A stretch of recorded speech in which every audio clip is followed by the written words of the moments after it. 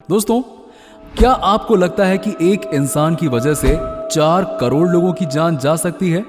आज हम लोग बात करेंगे चाइना के ऐसे ही किस्से के बारे में जिन्हें आपने शायद ही सुना होगा। साल 1960 में चीन में अकाल पड़ा था। इस अकाल के लिए जितना दोष प्रकृति को दिया जाता है, उससे कहीं अधिक दोष चीन की सरकार का था। ये कहना गलत बिल्कुल नहीं होगा। इतिहास में कई ऐसे भयानक और दर्दनाक घटनाएं घटी हैं जिनके बारे में जानकर तो रूह तक कांप जाती है। एक ऐसी ही भयानक घटना आज से 62 साल पहले चीन में घटी थी, जिसमें करोड़ों लोग मारे गए थे। और इस भयानक तबाही के पीछे खुद चीन की ही एक गलती थी, जिसके बाद इसे सुधारने की कोशिश की गई थी, लेकिन तब तक बहुत देर हो चुकी थी। इस घटना को द ग्रेट चाइनीज फेमिने के नाम से जाना जाता है। शायद ही ऐसा कोई चीनी नागरिक होगा जो इस घटना के बारे में ना जानता हो। दोस्तों, जोडोंग, जो तब पीपल्स रिपब्लिक ऑफ चाइना के नेता थे, वो ऐसे तरीके खोज रहे थे जिससे चीन के लोगों की जिंदगी और बेहतर हो सके। दरअसल साल 1950 से देश आर्थिक संकट से जूझ रहा था। इससे उबरने के लिए जोडोंग ने ग्रेट लीप फॉरवर्ड बनाया। इसके कई हिस्से थे। इन्हीं में से एक था 4 पेस्ट्स कैंपेन। नेता के अनुसार एक तरह का हाइजीन कैंपेन था, जिससे लोगों की जान और अनाज दोनों ही बचने वाले थे। साल 1958 के दौरान चीन की सत्ता माओ जेडोंग के हाथों में थी, जिन्हें माओ से तुंग भी कहा जाता है। उन्हीं का शासन था। उन्होंने राज्य में 4 पेस्ट कैंपेन नामक एक अभियान शुरू किया, जिसमें उन्होंने मच्छर, मक्खी, चूहा और गौरैया चिड़िया को मारकर खाने का आदेश दिया, क्योंकि माओ जेडोंग का कहना था कि ये जीव किसानों की मेहनत को बेकार कर देते हैं और सारा अनाज खा जाते थे। अब चूंकि मच्छर, मक्खी और चूहों को मारना थोड़ा मुश्किल काम था, क्योंकि वो आसानी से खुद को कहीं छुपा लेते थे, लेकिन गौरैया चिड़िया को तो आदत है कि वो हमेशा इंसानों के बीच ही रहना पसंद करती है। लिहाजा वो माओ जेडोंग के आदेश का शिकार बन गई और पूरे चीन में उन्हें ढूंढ ढूंढ कर मारा जाने लगा। यहाँ तक कि उनके घोंसले को भी उजाड़ दिया गया ताकि कोई जिंदा ना बच पाए। खुशी से की मारने की शुरुआत। बड़ों के साथ साथ बच्चे भी खुशी खुशी गौरैया के सामूहिक कत्ल का हिस्सा बनने लगे।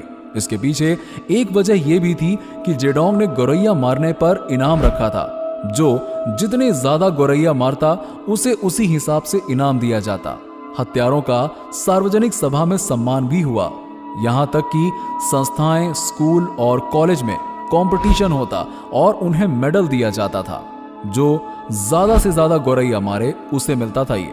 रेडियो पैकिंग के मुताबिक गौरैया मारने के अभियान में देश में लगभग 3 लाख लोगों ने हिस्सा लिया। दूतावास के बाहर दिया धरना। धीरे धीरे हर उम्र के लोग जेडोंग की नजरों में आने के लिए गौरैया मारने में जुट गए। कुछ वक्त बाद इस नन्ही चिड़िया को समझ में आया कि कहां छिपा जा सकता है। इनका बड़ा सा झुंड पीकिंग के पोलैंड स्थित दूतावास में जा घुसा। पोलिश अधिकारियों को इस छोटी चिड़िया से कोई आपत्ति नहीं थी। उन्होंने गौरैया का पीछा कर रहे लोगों को दूतावास के भीतर आने से मना कर दिया, लेकिन जिद पर आए लोगों ने तब भी पीछा नहीं छोड़ा। वो दूतावास के बाहर बैठकर थालियां और ड्रम पीटने लगे। लोग बर्तन, टिन या ड्रम बजा बजा कर गौरैया को उसकी जगह से उड़ाते और उसे तब तक कहीं बैठने नहीं देते जब तक कि वो उड़ते उड़ते थक न जाए और आसमान से ही गिरकर मर न जाए। इतना ही नहीं, जो व्यक्ति जितनी ज्यादा संख्या में गौरैया मारता, उसे उतना ही बड़ा इनाम भी मिलता था। इस लालच में चीनी लोग वो कर बैठे जिसकी उम्मीद शायद किसी ने नहीं की थी। एक घटना है जब गौरैया का एक झुंड बीजिंग स्थित पोलैंड के दूतावास में जाकर छुप गया, लेकिन चीनी लोग उन्हें मारने के लिए वहां भी जा पहुंचे। हालांकि दूतावास के अधिकारियों ने लोगों को अंदर नहीं घुसने दिया, लिहाजा लोगों ने एक तरकीब निकाली। उन्होंने दूतावास को चारों तरफ से घेर लिया और ड्रम पीटने लगे। ये सिलसिला लगातार 2 दिनों तक चला। आखिरकार गौरैयों का झुंड अधिक शोर की वजह से दूतावास के अंदर ही मर गया, जिसके बाद सफाई कर्मियों ने उन्हें दूतावास से बाहर फेंक दिया। आज भी गौरैया मारने के इस अभियान को दुनिया के सबसे बड़े एनवायरमेंटल डिजास्टर के रूप में गिना जाता है। दोस्तों, साल 1960 में माओ जेडोंग ने गौरैया को मारने का अपना इरादा तब बदल दिया जब चीन की ही एक मशहूर पक्षी विज्ञानी शो शिन जिंग ने उन्हें बताया कि गौरैया बड़ी संख्या में अनाज के साथ साथ उन्हें नुकसान पहुंचाने वाले कीड़े भी खा जाती हैं।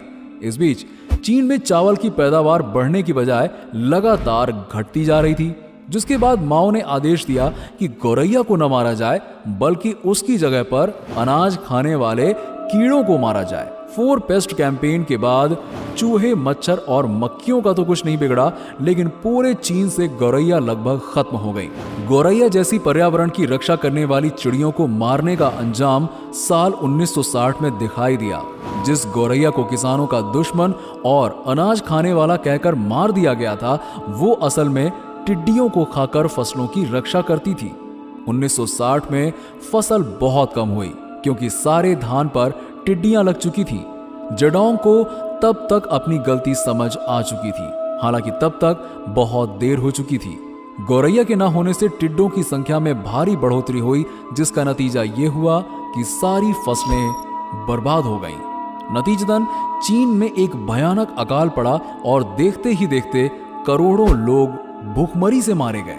चीनी सरकार के आंकड़े के मुताबिक करीबन 15 मिलियन यानी कि 1.5 करोड़ लोगों की मौत सिर्फ और सिर्फ भूखमरी की वजह से हुई। हालांकि कुछ अन्य रिपोर्ट्स के मुताबिक 15 से 45 मिलियन यानी कि 1.5 करोड़ से 4.5 करोड़ लोग भूखमरी की वजह से मारे गए थे। ये चीन के इतिहास की सबसे बड़ी त्रासदियों में से एक है। इसे ग्रेट चीन फैमिने के नाम से जाना जाता है। वैसे चीन के सरकारी आंकड़ों में भूखमरी की मौत के आंकड़े 1.5 करोड़ बताए जाते हैं। दोस्तों, आप लोगों को वीडियो का बेस्ट पार्ट कौन सा लगा, हमें नीचे कमेंट करके जरूर बताइए।